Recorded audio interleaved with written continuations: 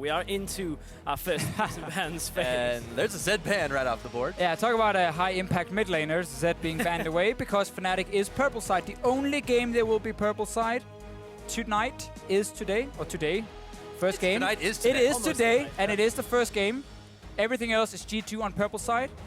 Kindred is another one. I mean, we're going to see jungle focus for sure. We might see some top lane focus as well. Otherwise, we go like Poppy, I think, as the most likely pick for these two top laners. I'm not 100% sure if they're going to play Ekko. I think they can, but Ekko is, in my opinion, a bit harder to execute at the perfect level. Yeah, I would agree to play it to its absolute potential. So Bard has been banned away. Braum now banned away by G2 as well. You might ask, why so much the focus on Bard? Well, we've seen a couple of games from Hybrid. Yep. He actually has a 29 KDA on Bard. Like, he only died once in those two games. Impressive.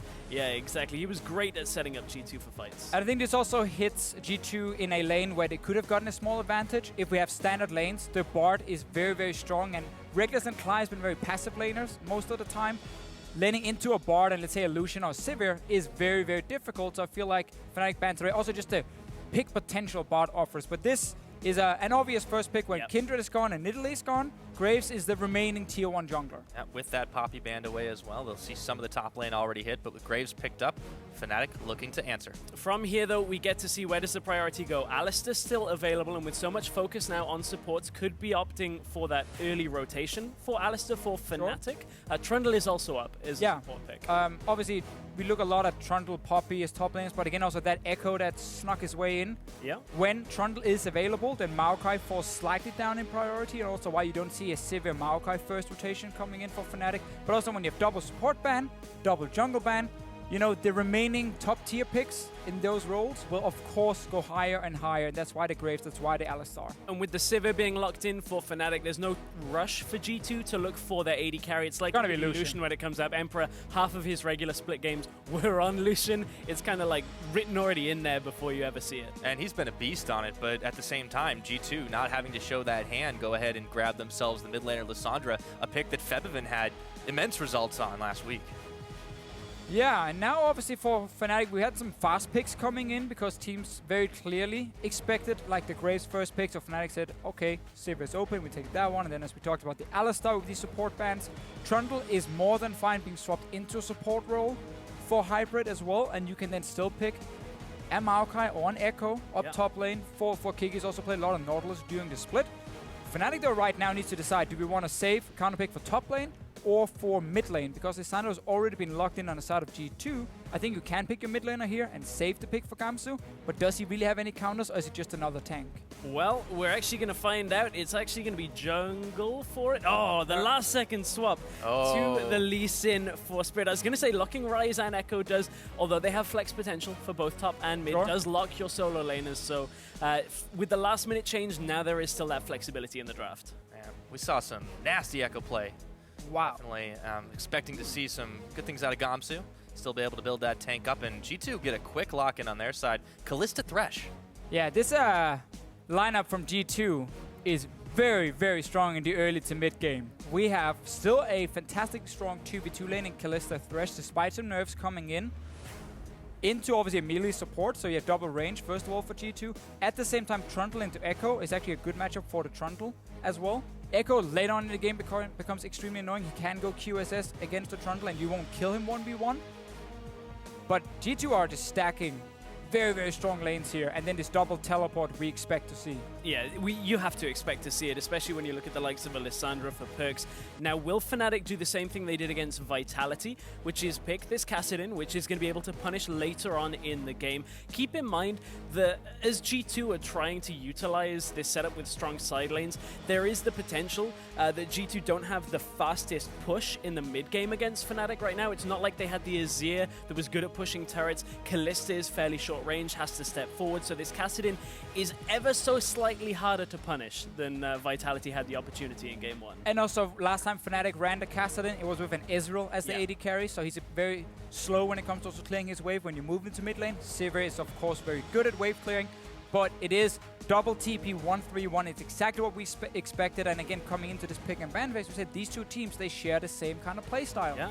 And that's what we're going to see. And that's the other thing about this comp, the Ekko as well. Once he gets those 2 items completed, he has strong wave clear presence as well on the other side. So they have very strong side laners in this matchup for Fnatic. On the side of G2, you already talked about how they want to win the lanes early. Then you're looking for the Lissandra, for the Thresh to try and set up picks. You've got Graves to burst down. You've got the Kalista damage coming through as well. So this could be an explosive game overall. We will have to see when these two comps bump heads who's going to come out on top. Now, they are all locked in. It's time to see if the new kids on the block can take on the reigning European champions. He was like the best EU mid laner for a whole year, so this year I was actually looking to do exactly the same. Yeah, hopefully they make the same mistake as Vitality and they give me the right champions. I kind of looked up to him from his last season play, and I learned a lot from him. I know what he plays, he knows what I play. This mid-lane matchup is probably going to be the matchup of the year. I think it will show in the match against Gamers 2, who is the better player. I'm actually really excited to face him and showing that apprentice can beat the teacher. Who's going to write their name on the wall this split, gentlemen? Fnatic, 5 out of 6. And the other team doesn't exist anymore. G2 are looking to be that next one. Well, you've heard him basically say it himself, but for PerkZ to be the man, you've got to beat the man in this one against Febiven. And that's the matchup we're looking for most. Well, there's an old saying, if you come at the Kings, you best not miss. Fnatic, they've ruled it. But is it time for a change? G2 going for some deep wards to start this off.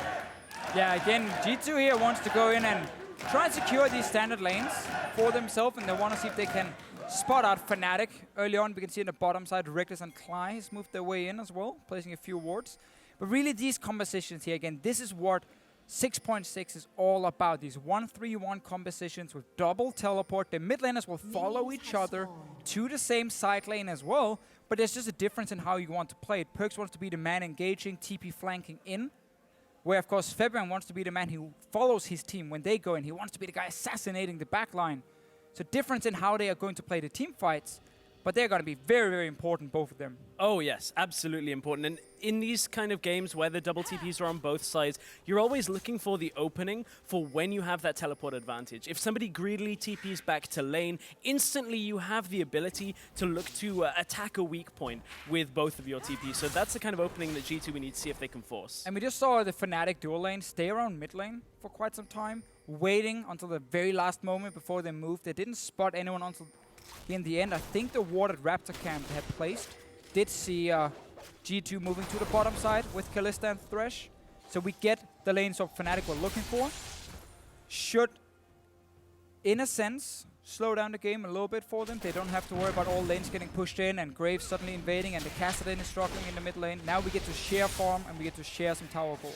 Hybrid was a little bit late. Normally you'd see the support come up and try and contest, but obviously against an Ekko, Ekko offers a fair amount of extra clear potential on that first camp using that time winder. So at that point, Hybrid didn't get himself up there quite fast enough, but he got the ward, he got the knowledge that they were faster through the jungle. So that's just as good. It's very rare that you ever see that taken and stolen away. Trick still taking some time in his red buff and Spirit doing the same. We've got the good old 3v0s up in top, and as you mentioned, a little bit of faster wave clear on the side of Fnatic, able to push those down just a bit quicker. Yeah, another very big thing for Fnatic in the lane swap is they actually have fantastic wave clear with both Ekko and Sivir. So even when you're standing at towers, you want to get almost every single auto attack on the tower itself and not on the minions. Kalista does have to sit and start hitting these minions with a few auto attacks before she can rent them. Sivir, you throw the boomerang, maybe one hit with Ricochet, and then of course the Ekko Q as well takes down these waves very quickly. Yes. But for now it's even. The same with the Trundle, and actually there's something here that might happen that we saw last week where Gamsu managed to shove Vitality so far back that it slowed Vitality's second push here. A lot of it is on the recall timings and how much you can punish a top laner from shoving in. I want to keep my eyes on Gamsu and see exactly how much he manages to influence this second wave. Yeah, and again, it's another bonus with Ekko. He's one of the very few top laners who has ranged wave clear. So he can sit in these lanes after tower dies and very, very easily push it out. And even deny you a few minutes, which can then help when the next push happens for the next tower. Febiven saying hello to PerkZ. PerkZ replying. A lot of smack talk between those mid laners. They're definitely going to want to go at each other's throats, but Febiven on the later scaling Kassadin looked like he had the good trade, but PerkZ had him. Yeah, a little bit of a disrespectful TP in right into the middle of a minion wave when Lissandra sat there, gives her a free Ring of Frost. Febiven thought the Magic Shield would be enough to keep him alive and didn't actually respect the fact PerkZ is just going to go pretty much all in. Well, keep in mind, Febiven are looking to trade early because he's running Corruption Potion into only one little biscuit here from PerkZ. So as long as he can take these trades and just out-sustain the Lissandra, it works. Klaj going in to interrupt. Gets the knock-up onto PerkZ. They just keep poking away at him, but he's going to be able to walk it out. Still holds onto his flash. Exactly the same kind of swap that Fnatic showed against Vitality last week. One of the things that really improved on here coming into playoffs is the way they're playing these swaps here, optimizing them. Because whenever you send that Sivir to the bottom lane, she can push out on her own. Klaj will then roam to mid lane and just assist Febiven. He might not get anything. This time around, he obviously chunked out PerkZ, forced him to go back again. And you can see now, G2's trying to swap for these standard lanes. I think Fnatic can just deny this by recalling. But this is something that Vitality struggled with. They put Cabochard always on the back foot with their lane assignments. Always Cabochard was getting little bits of farm rather than large amounts. So if this ends up in a situation where Kikis can sit and farm, he could be okay. The problem is now, look at how Ekko's pushing up in the wave. Kikis didn't get too many creeps from the wave that was pushing in. So it's still not the best of situations for Kikis, but it's certainly better than what Cabo had. Yeah, basically because Gamsu, as we talked about, could push the wave with the Ekko. He pushed it in towards the tier 2 tower, and then G2 decided to make a swap and actually put the Trundle on top side with the wave coming to him. But they did it very late. That's why Emperor and Hybrid came so late to the bottom lane. Fnatic could push in their lane, recall again and say, oh, you want a 2v2?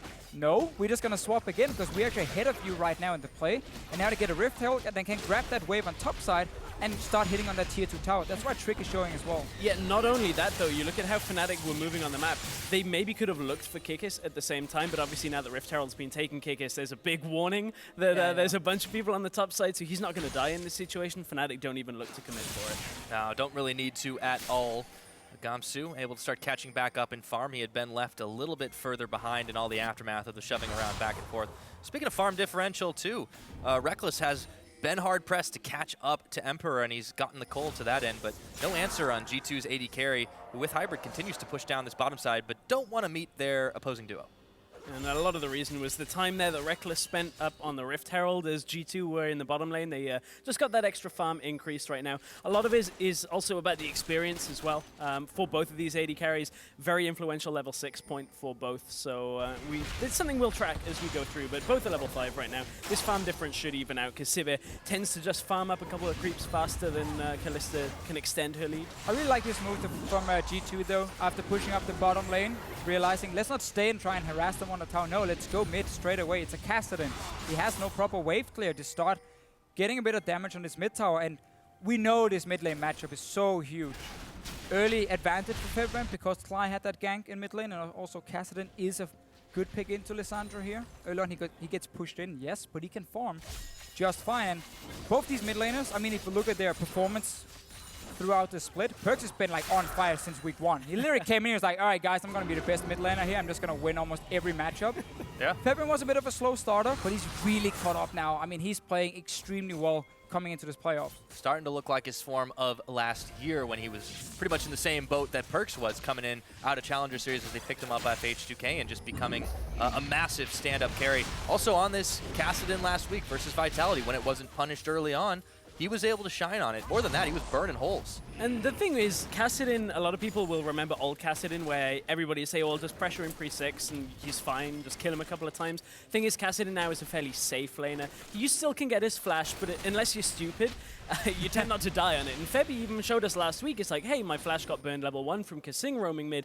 All I have to do is lose a couple of farm here and there, and I'll make all of that up at the end of the game. So don't worry about that. I've got side lane control later on. So Febi has been very smart on how he's played these Kassadin games, even when we feel like they should have got pushed in immensely hard. And Fnatic to keep dodging around these lanes, especially the 2v2 on bottom side as much as possible. They obviously caught the wave on bot side before, open up for G2 to go mid. Now they're actually sending Febiven very early to a side lane. You want to get that Kassadin moved away from mid lane because losing that mid tower is obviously very, very bad for you. And now you have a Sivir just constant pushing. It also opens up for your jungler and support to stay around mid lane. And then you can suddenly roam to both top and bottom side. If support is sitting on bottom lane, he can only really roam to mid lane. This is exactly, though, what Vander was talking about on the analyst desk. He was saying that, you know, Fnatic, one of their weaknesses has been their bottom lane getting caught out. And if you put a mid lane, it's a lot easier for them to stay alive in this situation. They play the side lanes off with, you know, the top and mid laner. And Fnatic seem to be fairly comfortable doing it, but I don't feel like many people have been punishing it. Nobody's really been able to actually set up side lane pressure against Fnatic. And I guess we've only seen Vitality try. Yeah, obviously Vitality didn't really show up in playoffs here. I want to see if we're going to get Hurricane first from Emperor.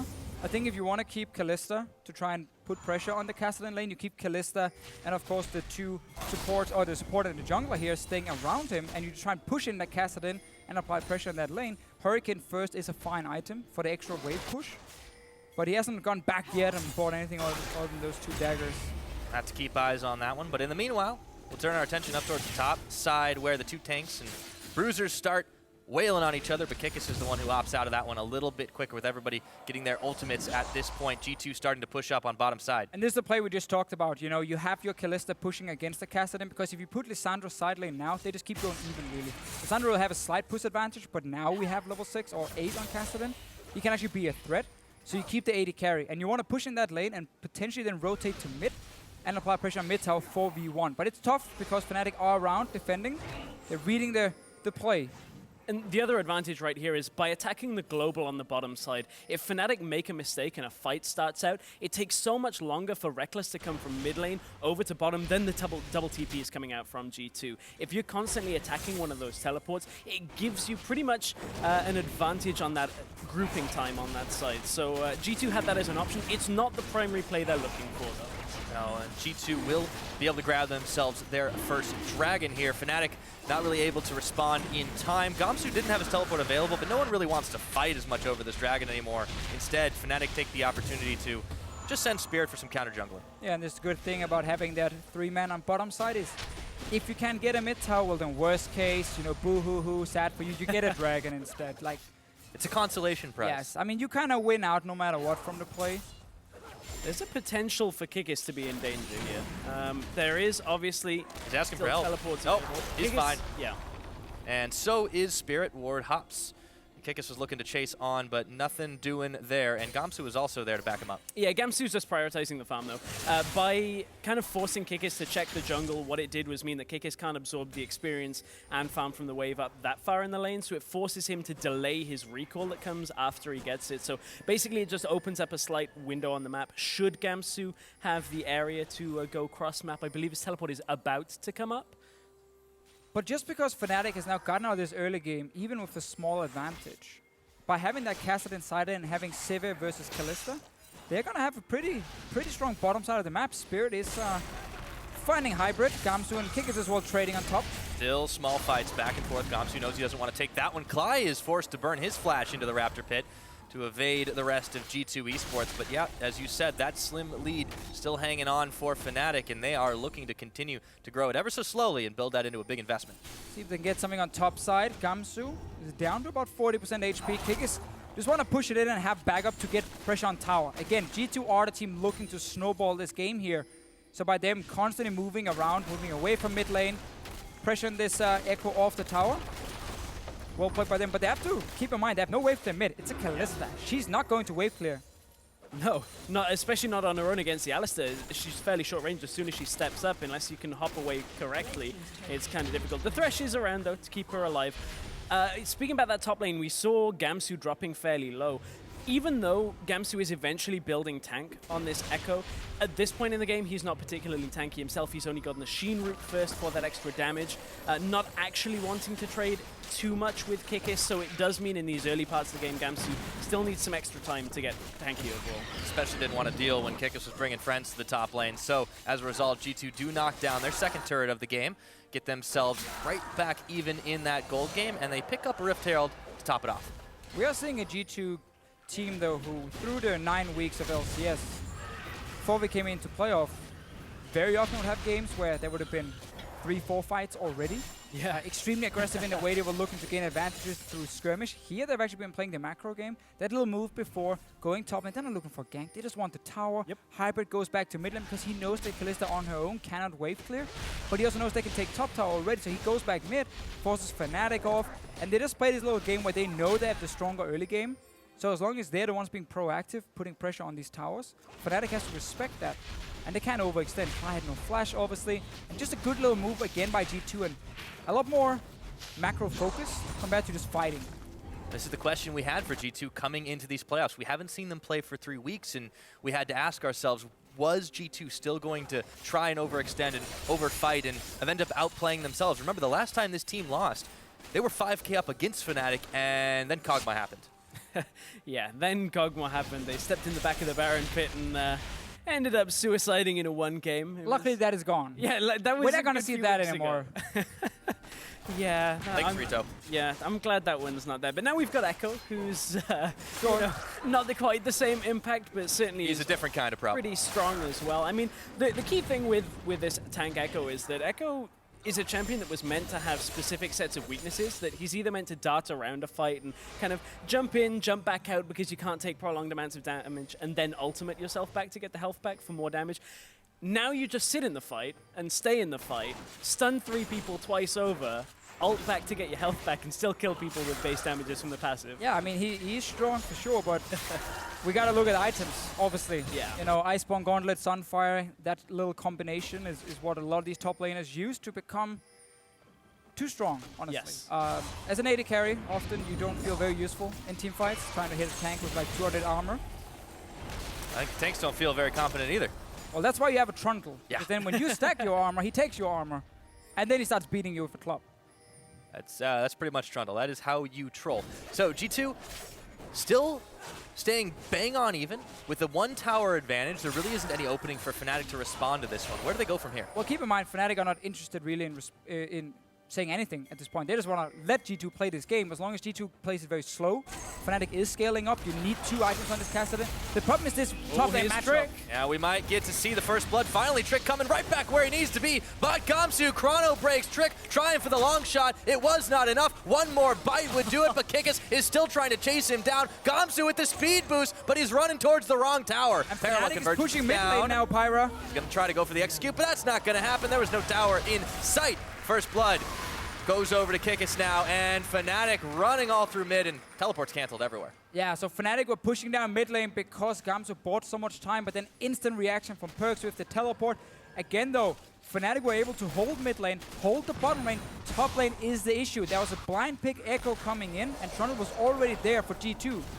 Aside from this top lane tower going down now, that's going to be a goal for G2. The problem with that is you look at the teleports. Gamsu has his available. Kikis teleported to try and start that fight. Oh, PerkZ. Oh, and he doesn't have no teleport. Not that it would have kept him alive much longer. Lantern? Puts the tomb on himself. Yoinked back by the Lantern, and the rest of G2 are there. PerkZ hangs on by a sliver of health, and Fnatic are denied the kill. And again, that's the kind of thing that Fnatic can look to do when they know they got an advantage. Lucky for PerkZ, so the rest of his team was around. Expect that kind of thing to happen again. If we end up in a situation where it's 2 versus 2 in the bottom or top lane now, Fnatic can look to attack that with a double TP, and G2 cannot get there in the same amount of time. And the fact that Fnatic now lost 1 tower on top side, but then got the bottom tower, it's mainly about this 1 kill for Gamsu here. The rest actually is kind of nullified by now, and as you just said here, the TPs are on cooldown, so it will stop G2 from playing aggressive for a few minutes, where Fnatic can again sit and farm, scale. Second item is completed for Febiven.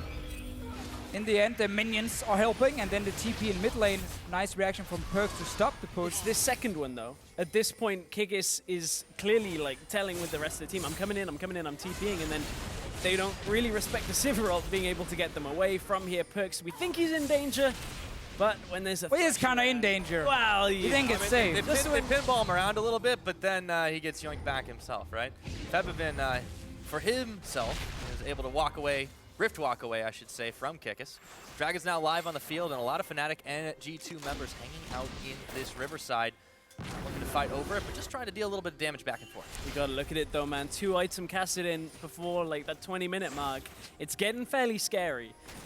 We're at the point where G2, they haven't prioritized shutting Febiven down, and the actual benefit that they've had from their early game moves has only translated into a slight lead. It's about it's a tower and 2 dragons up, which is a good basis to build from.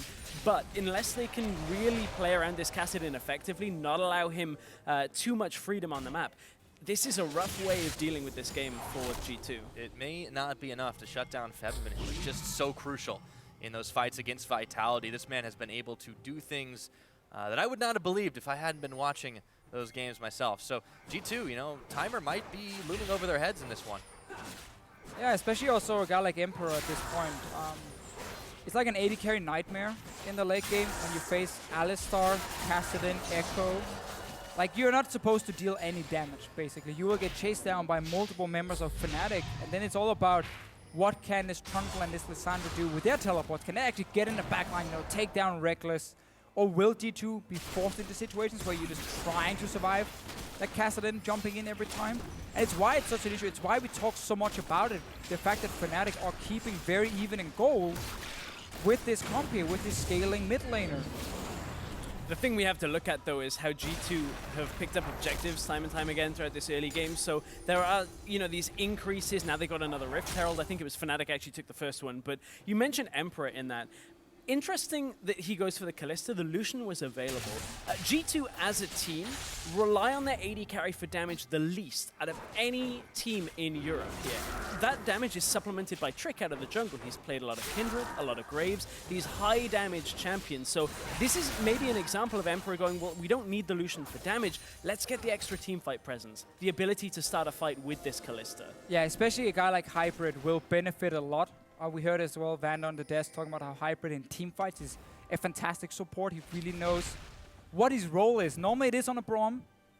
Now it is on a Thresh. A little bit different for him. You are not as strong in that front line, but with the Kalista you can play very aggressive, and then you can always get pulled back by the Kalista and reposition as a support. So it definitely is also because they know how good Hybrid is, and it enables him even more by them picking the Kalista. So in that respect, they were banning away the Braum, of course, against Hybrid.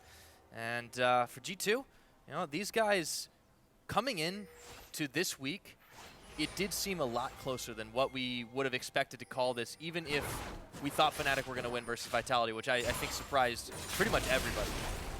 This is just very impressive at how this Fnatic squad has come right back on up, and G2 is involved right along with it. This is going to be a hell of a series. Yeah, I think G2 is definitely the team to look at for this entire split, just coming in from Challenger, getting these two Korean players, a guy like Emperor who was obviously traveling around the world, who's been in Brazil, he's played in North America, came in too late obviously, got actually relegated with his team, but now he is in Europe and he's been having a good season, despite the fact he's been too aggressive at times. I don't think he's a star player on this lineup. I don't think he has to be the star player when you have Trick, when you have PerkZ, and that's why he's actually fit in fine, in my opinion. And that's pretty much the case when you're surrounded by stars. Even if you're shining bright, you can get outshone by these guys, but it's completely fine. You look at what Trick's been able to accomplish. You look at PerkZ with the Rookie of the Split Award. You look at Youngbuck and his debut as a coach in, in Europe, at least. He has had a pretty fantastic track record. The team's only dropped 3 games. Yeah, it's best of ones. You can argue maybe that doesn't look as impressive, but so far in the start of these playoffs, they're looking very controlled, very smart. And I think, honestly, Fnatic have done something fairly smart in both of their game ones in the best of fives. Game 1 in a best of 5 is a bit of a feeling out process. How greedy can we play? How passive can we play without them punishing us? What objectives can we take in these kind of circumstances? And Kassadin is that kind of pick. It's like, well, if you don't punish us in any way for it, which is difficult, well, it's just going to scale up, is going to pretty much be able to control the game at the end. And Fnatic have been given a lot of freedom by G2 on that. Yeah, I think a big problem for G2 is the fact they've never really been able to push 2 side lanes at once. Yeah. It's always kind of like one guy pushing up, the other guy's then backing away a little bit, and actually allowed Febiven as well to get that bot tower after you've been there a few times and hit it quite a few times, and then the TPs were used by G2 at another position. But what you want to do technically is you actually want to push these side lanes up, and then once you get past that tier 1 tower that's already dead, you move in towards this mid lane. You force the Sivir to step away from tower, step away from the wave, so she can't do this. We see right here, walk up, static shift, 2 hits, and it's gone. You need to pressure her then from the side lanes in, so she has to back away, opens up for that mid tower, you take it down, and then you start playing around Baron and these dragons again, because suddenly the enemy team has no outer turrets, and the river should be yours. And you can get these deep wards, you can get the TP flanks when the team comes in to stop the Baron or stop the Dragon. But right now, G2 have not been able to play these side lanes, and this Kassadin has now gotten to a very strong point. And you know what this translates into? Just because of how difficult it is for Emperor to, push up against Rekkles, and Rekkles just clears it, we've got a 50 CS difference in favor of Rekkles. And this is Rekkles' second game of the split. TP on coming, Sivir. Here's the TP plays, though, cancelled out. They don't want to instantly go all aggressive here. You can see PerkZ didn't have the angle to get into the fight. But that's another small win now for Fnatic. They're even going aggressive. Yeah, they got to find themselves Kikis, but the troll turns right back around. Hybrid now going very low. They have to burn the Fate's Call. He immediately burns right out of that one. Now Gamsu back onto Kikis without any help coming. But look at how tanky the troll is. He's just taking bites out of him in this 1v1. But the rest of Fnatic are going to collapse right on him. Not able to connect with the Sonic Wave. Timewinder will come in. And Kikis is still holding firm. Yeah, it's going to take quite a while to kill Kikis at this point. He has a lot of regen, has that Spirit Visage as well, so against the likes of Gamsu and Febiven at this point in the game, it's going to be tough to actually eat through the health bar of Kikis. Febiven was up in the top lane, though, at the same time, still pushing, still has his teleport available. Yeah. Tunneling, they're on this dragon right now, but it has allowed Febiven to push more on that top side. That is 3 Drakes to G2, though, and that is important if they want to try to play the 5-dragon game. Actually pretty large for G2 to pick up this dragon. See if they can get a cow in the mid lane. One Flayback. Oh, he's going to burn Flash and Unbreakable Will. Still Febiven. In the bottom of your screen, you see it side pushing on this top side. After 20-odd minutes of very back and forth, a lot of fight avoidance, things have started to break out here, and the mid lane turret's gone. But this freedom once again benefits Fnatic. I mean, okay, they haven't got their opponent's mid tower down, but they've never made a push for it. As long as they don't lose too much here off their second tower, they should be fine. Rekkles steps up to clear. Get back! Oh, Emperor! He's able to get out of this one. Now Trick will pick up Spirit on the back, and the rest of Fnatic are running scared. Febiven trying to get involved in this one. Locked up PerkZ, or PerkZ locked himself up, I should say, as Febiven and Gamsu now on the run. Gamsu yoinked back in. Trick blows him away. Febiven manages to answer on Hybrid, but that's not who you want to try to clean up the fights, and that is going to be a 2-for-1 in favor of G2. Very big things here in the fight. Early QSS for Emperor after 2 items are completed, and basically what happens when Lee Sin kicks you back, you're technically stunned in the air, but you can QSS and then flash instantly. Look here, he gets kicked, instant QSS and flashes, so he doesn't fall all the way in towards Fnatic. Stays alive at first. We see the TP flank coming obviously both from the Kassadin and the Ekko, but now the fight is really split. The rest of Fnatic are not able to join. Gamsu even gets CC'd, so he cannot jump back to his ulti. Febiven picks up 1 kill, but Fnatic here were definitely expecting to surprise G2, take out the AD carry instantly, and then QSS flash. Very good reaction time here from Emperor. And the issue there was Klaj, after having to burn his ultimate, burn his flash earlier, took too much damage with Rekkles under their own turret, so they couldn't supplement the damage. If Fnatic had 4 people coming in on that, that's where the Ekko freedom and the Kassadin freedom in these fights comes from, is when there are too many threats to just lock down one person in a fight. That time, G2 turned their attention to Gamsu, take him out. The fight becomes infinitely more easy. It was all on them trying to pick off Emperor, who really prioritized the QSS, the 3rd item picked up for him after the Hurricane, after the Blade of the Ruined King. And Emperor really fast fingers on that one, able to stay alive as a result. It's 3-1 in favor of G2 for kills. Slim gold lead still, but it's mostly been on those dragons and that 1 tower edge. Yeah, and we could see G2 saying, we need to start fighting, guys. So they actually TP'd in for that dragon at first. If we go a few minutes back, Fnatic disengaged, and then suddenly it looked very good for Fnatic. Could still push topside. They weren't interested in really fighting before that, because they also had a split pushing Kassadin, and G2 couldn't fight until they moved PerkZ all the way down, took that dragon, pushed up mid, and then we had that opening that Spirit started. And that's a fairly rare opening. Very, infrequently do we ever see a team that do not have their teleports win a fight against a team that has both of them available when both teams weren't really in the situation to fight. And it was a good just initiation, counter initiation that came from G2. Also just the TPs for Fnatic, they were so far away from the fight itself, they didn't really have a ward perfectly set up to engage in, and now G2 has to basically play around this Baron, because again, they are looking for a fight where they can TP in with PerkZ and Kikis from behind. Starting the Baron, 1 blue trinket available for Febiven, he is nearby. PerkZ is now sitting ready in the bush. G2 really wants to fight here. Yep, Spirit couldn't get baited in. Instead, Kikis will have to settle for a consolation prize. And taking a whack at that pink ward, not able to get it all down to 0. Fnatic really wise to this one, not going to let G2 get away with that, and didn't even expend that blue trinket, so G2 have to go home empty-handed. 28 minutes into the game, and it has all started to settle around the big purple worm. But now we've got to look at how Fnatic can utilize side lanes against the TPs. Febiven is a little afraid to go up to this top side without Spirit being in close proximity. I was watching his movements up and down through the jungle, and without Spirit even remotely close, he was like, I don't really want to go up there, because if they have wards off to the side and can TP in on me, it doesn't matter that I'm Kassadin, I have no flash, and Riftwalk isn't enough to get me out of this situation if I'm up against the likes of a Lissandra and a Trundle who are going to kill me pretty quickly. I know you were making a kind of a strange face about the Kassadin build path, Deficio. You wanna? No. I was just getting afraid because he now had a void staff already. Yeah. Oh, I misinterpreted as it's disgusting amounts. It's the same face anyway. Yeah. Doesn't really I just matter. can't tell, man. I've known you for a while now, and it still doesn't make any sense. I only have one face, Pyra. Face of disappointment. Oh, ooh, that was like a shot in all directions. Well, hopefully this game lives a little bit more up to your high standards.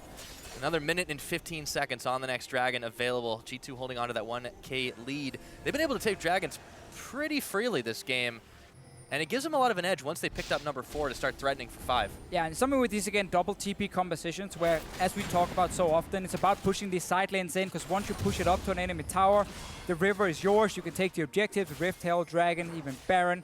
Getting early Dragons actually has more value then, in that case, if you are against a scaling composition, because it gives you that opening to force them into a fight where they might not be able to check every ward behind them, and then suddenly you get that great TP location, you start a good fight, and you use that to snowball by forcing them to come down and stop you when you are taking these Dragons. So obviously 4th Dragon is going to be a big objective now for G2. Fnatic have teleports ready. Level 16 Kassadin has been hit, so we are in the zone. You know, Febiven, he's ready. Oh yeah, he is so ready to start dealing damage. And Gamsu is so ready to get rid of everything in this game when it comes to crowd control or debuffs. He's picked himself up the QSS. Obviously very effective against the Trundle. He's going to want to be able to utilize that in the sideways, but the Lissandra as well in a team fight. Very good at dealing with an Ekko. Oh, look at the TP here.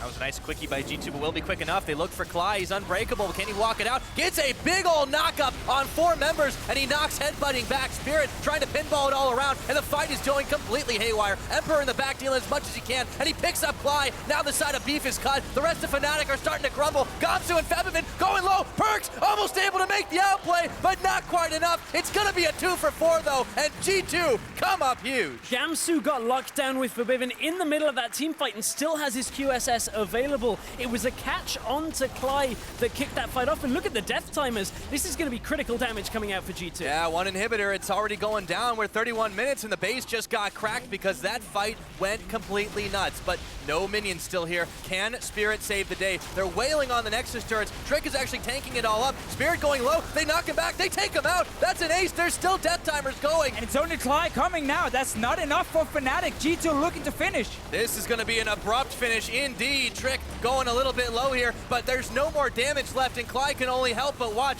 as the Nexus will fall, and G2 take a quickie to finish up game 1. That entire build-up around this Kassadin hitting level 16, you know, G2 were playing around the Dragons. What actually happened there in the end was that they had a big wave on bottom side that Fnatic were very slow to react to.